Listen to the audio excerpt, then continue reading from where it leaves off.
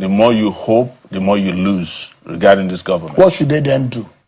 It's up to them to decide whether they want to keep suffering or they bond together and bundle them out. I think it was the Chief of Defense Staff or Chief of Army Staff who had just told Nigerians that they're helpless. Is asking the people at this point to please help them defeat Boko Haram. They can't understand why Boko Haram is strong and he needs the community to help. That should not be coming from the army. That should be coming from vigilantes. So they declare that there's going to be renewed hope, but everywhere is hopeless. It's renewed hopelessness. The minimum wage in 1975 is better than that of 2025. I know him as a politician who knows his way around manipulating people. It's the guy who came 2 years ago and said he built Lagos, and then he came and ruined Nigeria because they never built Lagos in the first place. We have become a nation that has pushed people not into poverty this time around, into multidimensional poverty.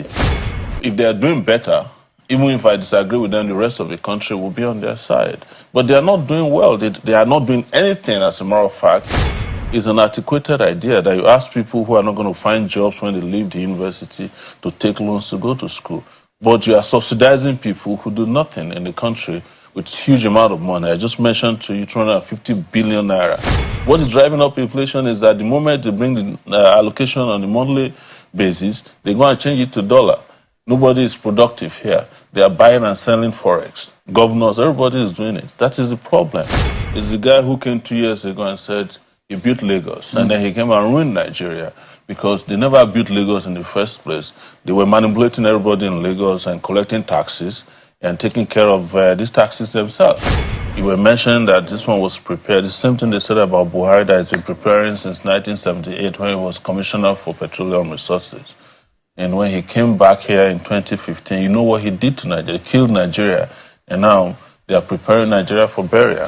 The so-called experienced people who always tender experience as their own qualification, as their CV during election, that you should look at what they have done. The experience we should look at is the experience we have had with them, not the experience of how long they have been screwing the country.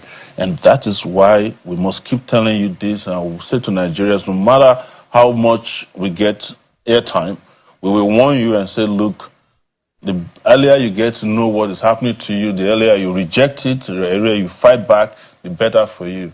Don't let anybody deceive you that somebody is going to become a Lee Kuan Yew of Nigeria when Boko Haram that he met in Borno State is already in Kogi State. He warns you about all this, and this is government of liars.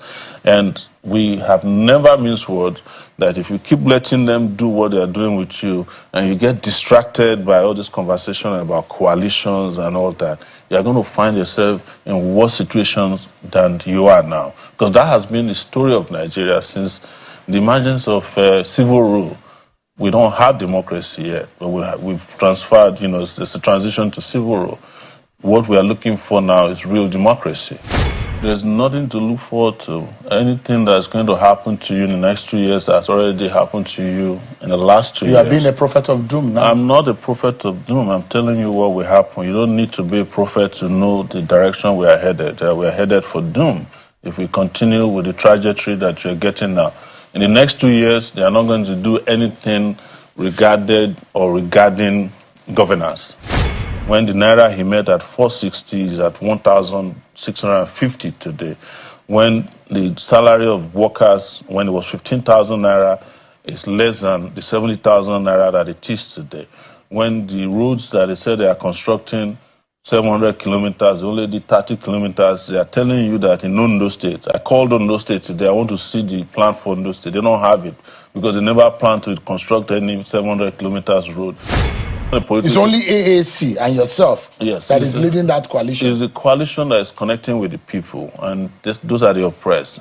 I'm not going to be part of it. I said it from the beginning, and I think we had this conversation, that this whole coalition is either trying to get attention for those who don't have a job, or those who feel like... What do you mean who don't have a job? Well, former Vice President, Amechi, former Amechi said it. Amechi said it. Amechi has been in power since in 1999. He has been in power, and he's complaining of hunger already. So what does that tell you? I think he was referencing Nigerians who are hungry. No, he said if others are not hungry, me, I'm hungry.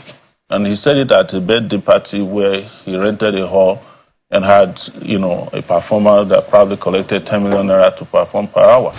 So even if they somehow transfer power to themselves, you are going to get the same result. They are the same people, just changing uniform and changing parties overnight.